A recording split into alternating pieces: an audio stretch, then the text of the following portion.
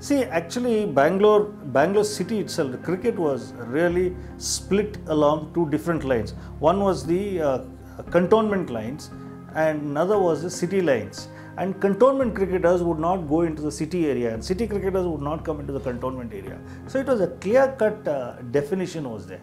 And I remember when we were doing this book, and they would look at the cantonment cricketers. If any cantonment cricketer went into a city area, news would spread in the city area, and they would think he is coming after some girl, or something like that. They'll keep an eye on him and keep tabs on him and watch out for his movement. So it was so divided, the city.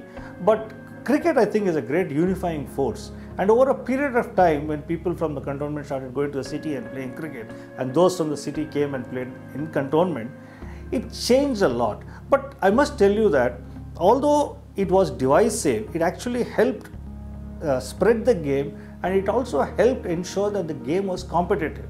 In that, the city side was always wanting to beat the cantonment teams, and the cantonment teams were also wanting to beat the city teams. So both groups of players, the city players were looking out for good youngsters, the cantonment was looking out for good youngsters, and the tussle was so much.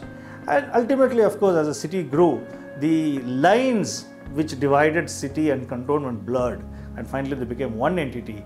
But if you really look at cricket in Bangalore, it is the club teams initially which really gave a fillip to cricket, and subsequently, of course, a lot of bank teams came in. Today those bank teams are only pale shadows of what they were. Some of the bank teams have totally stopped playing, but if you look at the past, bank teams like State Bank of India, which had G.R. Vishwanath, Kirmani, Raja Bini, Shanbal, Raghuram Bhatt, they were an outstanding team. Kirmani, of course, they were an outstanding team. Likewise, Syndicate Bank. Syndicate Bank had a number of outstanding cricketers like Sadanand Vishwanath, Narayan Raju, A.V. Jayaprakash, Sudhakar Rao. So it was an outstanding team, Vijay Krishna. So Syndicate Bank and State Bank of India were the really big teams, but other bank teams were also good. First and foremost, in Bangalore, clubs don't have enough players, so they pamper players. And if a club is too harsh on a player, he just walks out. He goes with his girlfriend to a mall or a movie or something, and the club has lost out on a player. And these are problems that I think the various clubs and the Bangalore people must understand and must tackle. Local cricket has to go back to find out what exactly made it tick. It definitely made it tick because the local clubs were going around and looking for talent. And they would find talent maybe in an inter-school match. They would pick up some under 13, under 14 or under 16 guys, bring them to their nets, play with them, gauge their potential, make them play a few friendlies, and then even perhaps play them in the league cricket. But that's not happening now. Now the under 16 cricketer is basically playing his age group tournaments, and that does not help in the rapid development of a player.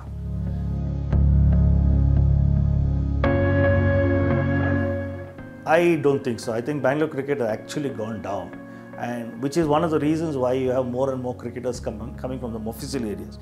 In the earlier days, yes, out of a 15-member Karnataka team, you would have at least about 12 or 13 coming from Bangalore city, and you would have 1 or 2 from some of the smaller areas. But that has changed totally. And today, I think you'll be very lucky if you have 3 or 4 Bangalore cricketers playing there. Partly one of the problem is in Bangalore, there are a lot more avenues for entertainment. So you don't really need to go to cricket for entertainment. So that may be part of the problem. But I think a bigger problem is the Bangalore cricketers are wimpies. You need the tough cricketers from outside. When I talk outside, I'm talking of places like Hubli, Dharwad, Davangere, Mysore, who are tough physically and tough mentally, and which the Bangalore cricketer is not. The Bangalorean, I am not so sure whether he is really playing tough cricket or if he is playing any cricket at all. Whatever cricket they are playing is just for fun. And in fact, if you go Saturday, Sunday to many of the ground, it's the corporate cricket which is benefiting, The corporates are playing and enjoying a beer after that, and there is more cricket there than there are in schools and colleges. And that's the sad part. It's very funny that you ask, because earlier there were a lot of open spaces. So kids used to go and play anywhere. And after the open spaces, they started playing on the roads. The open spaces were disappearing, buildings were coming up. So they started playing on roads. And now with so much of traffic, there's no way you can play on any road anywhere. So they're not playing on the roads either. So they have to wait for some grounds, and there are very few grounds actually. Grounds are also competing, and for various things, like I'll just give you one instance, but this is an example which you can use in many other places. St. Joseph's Indian High School was one of the prime grounds in Bangalore, and it's a ground from which so many outstanding cricketers like J.R. Vishwanath, Syed Kirmani, Raghuram Bhatt, Roger Binney, Brijesh Patel, so many of them came through that ground. In fact, there has also been first-class cricket played on that ground. But today, St. Joseph's Indian High School ground is used as a car park during IPL matches. It's used for marriages. It's used for exhibitions. It's used for a whole lot of other things. So, a ground in the heart of the city is lost. Typically, the ground opposite St. Joseph's Indian High School is the Kantirava Stadium, where there was a regional coaching camp being conducted. And it was an outstanding ground with some top-class cricketers coming out of it. Now that ground is gone. It's a car park for one of the hospitals. There is an archery area over there and a whole lot of other things. And not a bit of cricket at all is played on that ground.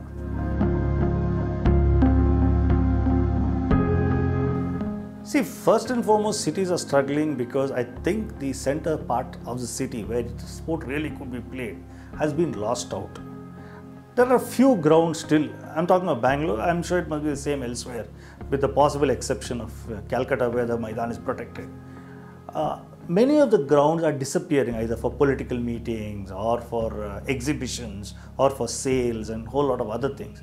Now, the government and the association needs to ensure that cricket at least gets about 100 days. Even if you can't negotiate and get 365 days, at least 100 to 150 days. I stress on this 100 to 150 days because there are days when there are exams, children have to go and study for exams, be involved in exams, then there's the monsoon, etc., etc. At least 100 to 150 days. These associations have to negotiate with the local corporators or with local and ensure that these grounds are available, at least for those 100-150 days. Cricket has to come into the city. You're losing out because cricket is not coming into the city. And in the Mofussil area, especially in a state like Karnataka, in places like Hubli, Dharwad, in Gulbarga, in Davangere, in Raichur, the boys are naturally talented and naturally toughened. They are not as soft as the Bangalore kids who have the metro or the taxis and other things to run around. So they don't get that physical exertion. And even the entertainment available to them, they have the malls, they have the cinema theatres, they have a whole lot of other things, the pubs, and to compete with them. So I don't think the Bangalore youngster is soaking in as much cricket as he ought to be. And cricket is just one of the other avenues of entertainment for him, which is not the case in the Mofussil areas, especially like I mentioned, Davangere and Hubli, Dharwad, etc., where cricket probably constitutes 70 to 80% of his entertainment.